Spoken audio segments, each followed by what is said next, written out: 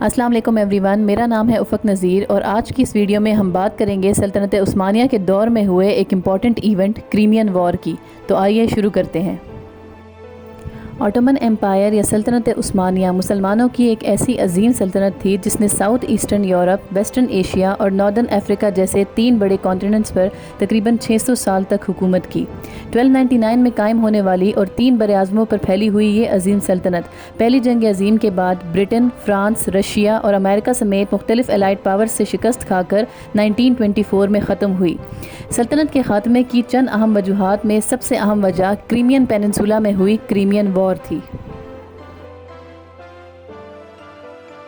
Peninsula ایک ایسے پیس of land کو کہتے ہیں جو مکمل طور پر پانی سے گھرا ہوا ہوتا ہے۔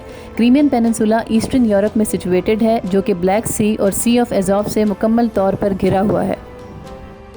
سلطنت عثمانیہ کے دور میں ہونے والی کریمین وار کی اصل وجہ سلطنت میں موجود کرسچن مائنورٹیز کے بیسک رائٹس بنے۔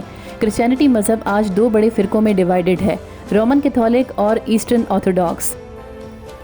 رومن کیتھولک فرقے کے بلیورز کا یہ ماننا ہے کہ پوپ، جسے ہولی فادر بھی کہا جاتا ہے، ایک انفیلیبل یا ایرر فری یعنی ناقابل فہم شخصیت ہے، جبکہ ایسٹرن آرتھوڈاکس فرقے کا بلیف اس کے مکمل اپوزٹ ہے۔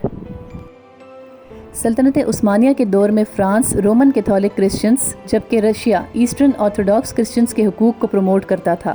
دونوں فرقے کے چرچز نے سلطنت عثمانیہ کے ساتھ اپنے اختلافات کو ایک ایگریمنٹ کے ذریعے دور کیا، لیکن فرانس کے ایمپیرر نیپولین III اور رشیا کے ایمپیرر نکولس I نے پیچھے ہٹنے اور اختلافات دور کرنے سے انکار کر دیا۔ نکولس نے ترکی کے سلطان عبد المجید کے پاس اپنا ایک سفیر بھیجا اور مذہبی مقامات تک رسائی کے ساتھ ساتھ خود کو آرتھوڈاکس کرسچنز کا محافظ تسلیم کرنے کا مطالبہ کیا۔ برٹن نے بات چیت کے ذریعے معاملہ حل کرنے کی کوشش کی اور نکولس کو سلطنت عثمانیہ کے ساتھ اپنے اختلافات ایک ایگریمنٹ کے ذریعے سالو کرنے پر راضی کر لیا، لیکن جب سلطنت عثمانیہ نے معاہدے کی کچھ شقوں میں تبدیلی لانے کی بات کی تو نکولس، جو کہ ترکی کو سک مین آف یورپ کہا کرتا تھا، نے سلطنت عثمانیہ کے خلاف جنگ کا اعلان کر دیا۔ 1853 میں رشیا نے نکولس کی سربراہی میں سلطنت عثمانیہ کی پرنسپل لوکیلٹیز مولداویا اور ولاچیا پر حملہ کر دیا۔ اس حملے کے نتیجے میں ترکی نے بھی رشیا کے خلاف جنگ کا اعلان کیا۔ مولداویا اور ولاچیا آج رومانیہ کا ایک حصہ ہیں۔ اگرچہ ترکی نے ابتداء میں کچھ فتوحات حاصل کیں، لیکن یہ جنگ آہستہ آہستہ رشیا کی فتوحات میں بدل گئی۔ جنگ شروع ہونے کے 1 مہینے بعد رشین نیوی نے بلیک سی کے ایک آٹومن پورٹ پر کھڑے ترکی کے بحری جہازوں پر ہیوی بامبنگ کی، جس کے نتیجے میں تقریباً 2000 ترک سیلرز اور آفیسرز کی ڈیتھ ہوئی۔ رشیا کی اس بڑھتی اگریسونیس نے برٹشرز کو ترکی کے ساتھ اپنی تجارت اور ان کے انڈر کنٹرول پورٹس کے ذریعے انڈیا تک رسائی کو لے کر پریشانی کا شکار کر دیا۔ دوسری طرف فرانس، جسے رشینز کے ہاتھوں اپنے ایمپیرر نیپولین I کی شکست آج بھی یاد تھی، نے اس جنگ میں سلطنت عثمانیہ کا ساتھ دینے کا فیصلہ کیا۔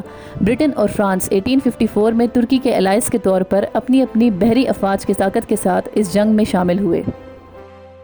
30,000 فرینچ سولجرز، 26,000 برٹش سولجرز اور 4,500 ترک سولجرز کریمین پیننسولا کے ایک ٹاؤن یوپیٹوریا میں داخل ہوئے جسے رشینز پہلے ہی فتح کر چکے تھے۔ یہاں انہوں نے 5,700 رشین سولجرز کو مار کر کنٹرول اپنے ہاتھ میں لے لیا۔ بیٹل آف بلکلاوا اور اس جیسی مزید کنفرنٹیشنز کے بعد رشین آرمی کمزور ہونا شروع ہو گئی۔ آسٹریا نے الائڈ فورسز کی طرف سے جنگ میں شامل ہونے کی دھمکی دی، جس کے بعد فائنلی مارچ 1856 میں ٹریٹی آف پیرس، جسے معاہدہ پیرس بھی کہا جاتا ہے، فائنلائز ہوا اور کریمین وار اپنے انجام کو پہنچی۔ رشیا نے اس جنگ میں کیپچر کیے ہوئے تمام علاقوں کو واپس کرنے پر اتفاق کیا اور بلیک سی کو ڈی ملٹرائز کر دیا گیا۔ جنگ کے خاتمے کے باوجود بھی کئی دہائیوں تک رشیا اور آٹومن ایمپائر کے بیچ اختلافات چلتے رہے۔ کریمین وار کے دوران سلطنت عثمانیہ برٹن اور فرانس سے بڑے پیمانے پر قرض لینے پر مجبور ہوئی۔ 60 سال گزرنے کے باوجود سلطنت فرانس اور برٹن کی مقروض تھی، جس کی وجہ سے فرسٹ ورلڈ وار، جو کہ 1914 میں شروع ہوئی، میں ترکی نے فرانس اور برٹن کے خلاف جرمنی کا ساتھ دیا۔ بعض ہسٹورینز اور اسکالرز کے مطابق یہ فیصلہ اس وجہ سے کیا گیا کہ جنگ عظیم میں کامیابی سلطنت عثمانیہ کے ان تمام قرضوں کو ختم کر دے گی۔ لیکن بدقسمتی سے ترکی اس جنگ میں ناکام رہا۔ فرانس اور برٹن نے اپنا انتقام سلطنت عثمانیہ کو ٹکڑوں میں تقسیم کر کے لیا۔ سلطنت عثمانیہ کی اس تقسیم کے نتیجے میں جو ریجن دنیا کے نقشے پر ابھرا اسے آج مڈل ایسٹ کہا جاتا ہے۔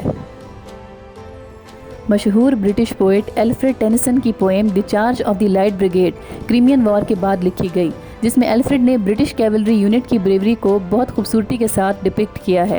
کرائمین وار ایک ایسا کانفلکٹ ہے جس کے دوران فلورنس نائٹنگیل، جنہیں ماڈرن نرسنگ کا فاؤنڈر مانا جاتا ہے، نے سب سے پہلے زخمی برٹش سولجرز کی مدد کی جو کہ کالرا اور ٹائیفائڈ جیسی بیماریوں کی وجہ سے استنبول، جسے اس وقت کانسٹینٹینوپل بھی کہا جاتا تھا، کہ ہاسپٹل وارڈز میں موت کا شکار ہو رہے تھے۔